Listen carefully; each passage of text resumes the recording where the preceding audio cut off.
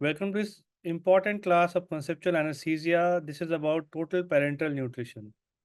So this often comes as a short note or maybe asked in Viva about how will you plan nutrition for a patient.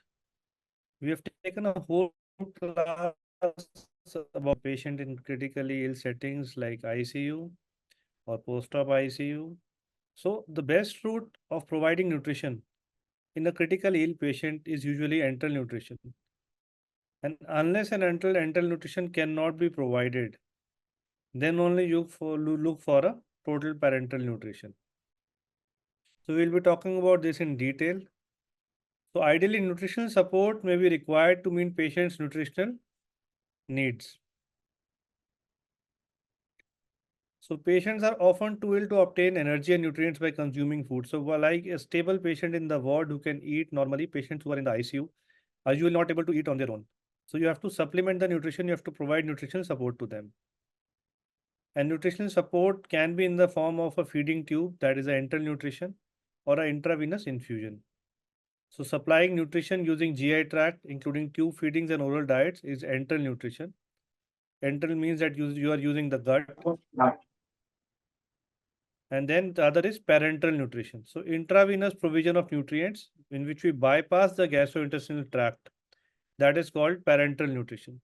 So that is the basic difference between enteral nutrition and parenteral nutrition. And as I told you, most of the guidelines worldwide suggest that as much as possible in critically ill settings, we should provide enteral nutrition. So then we will see what is total parenteral nutrition, where do we provide total parenteral nutrition, how do we calculate total parenteral nutrition if required, and what are the shortcomings and complications.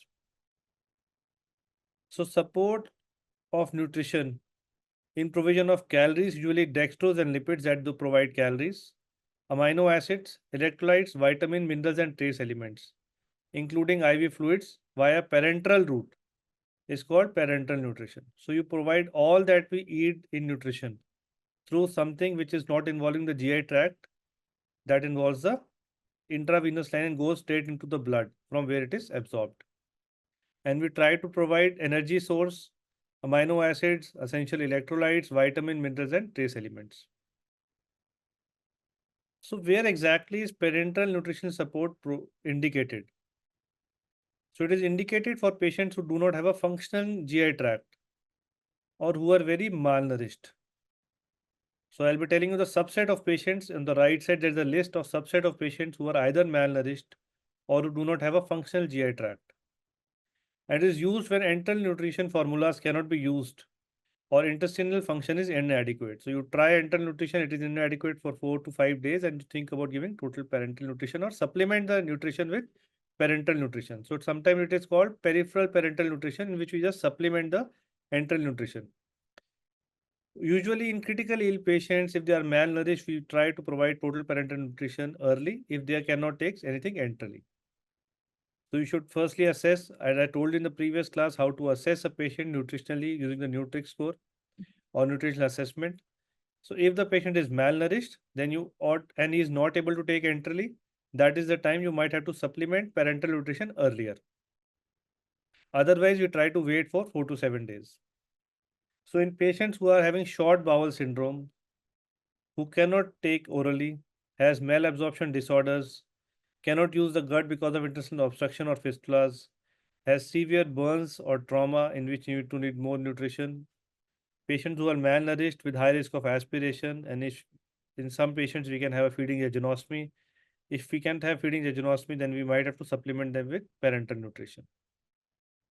Then patients who are having a long-standing hemodynamic instability and shock, plus the patients who are actually previously malnourished. Abdominal compartment syndrome in which you cannot use the GI tract. A high output gastrointestinal fistula in which you want to provide nutrition through the IV tract or IV route so that you can supplement the proteins and the nutrition because the patient is having a high output GI fistula, and intractable vomiting for a prolonged duration of time. So these are the indications, but as I suggested, the first aim is to provide enteral nutrition. I have taken a whole class on enteral nutrition. You should go through that. As far as possible, in critically ill patients, give enteral. If you cannot give enteral or you cannot build it over 4 to 7 days, then only think about parenteral nutrition. Only subset of patients in which we think to give early parenteral is patients who are malnourished. So we can either have a peripheral parenteral nutrition or a total parenteral nutrition. So what is the difference between the two? In peripheral parenteral nutrition, the peripheral veins are the through which the parenteral nutrition is provided. So because it is given peripherally, we want to give a more diluted solution, that is 900, less than 900 milliosmoles per liter. We try to provide limited amounts of energy and protein. So usually it is given to supplement the enteral nutrition. So it is usually limited to patients who do not have high nutrient needs intravenously or restricted fluids. And usually it's a short-term solution. Till you want to build up the enteral nutrition, this is a short-term solution for 7 to 10 days. And even with using a diluted that is less than 900 milliosmoles, we have to rotate the venous sites because thrombophlebitis is quite common. The second is total parenteral nutrition. So in patients who want to provide more calories or complete nutrient requirements through the parenteral route, through the intravenous route. So in these patients, you have to take care and you have to provide total parenteral nutrition. So this provides nutrient dense solutions for patients with high nutrient needs or fluid restrictions. It is preferred for long-term intravenous feedings, and usually you have a catheter or a dedicated lumen of a catheter inserted into a large central vein. So if you think about, if you have a short-term administration, you usually have a PICC line. So the idea is that whatever your route you're providing nutrition through intravenous, either a central line or a PICC line, you have to dedicate one lumen or a one catheter to it. So in patients who are chronically malnourished or who require 30 days or maybe longer times of nutrition parenterally, so it is better to have a peripherally inserted central catheter so that through a dedicated catheter or dedicated lumen through which you can provide parenteral nutrition. For short-term administration, if it is around a week or two, you can use subclavian interjugular femoral central venous line. But remember, femoral site is the least desirable due to an increased risk of CRBSIs.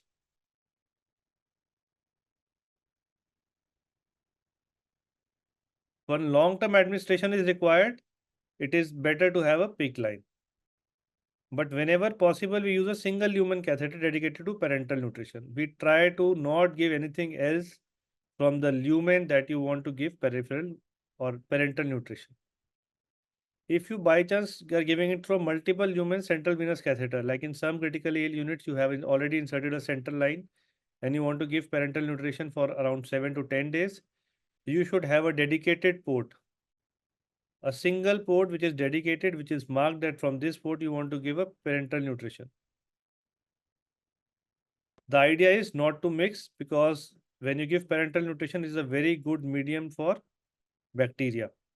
So we want to prevent any kind of infection to this patient. So we have to dedicate one lumen or ideally one catheter to or a PICC line to give parenteral nutrition. So ideally these feeds are customized formulations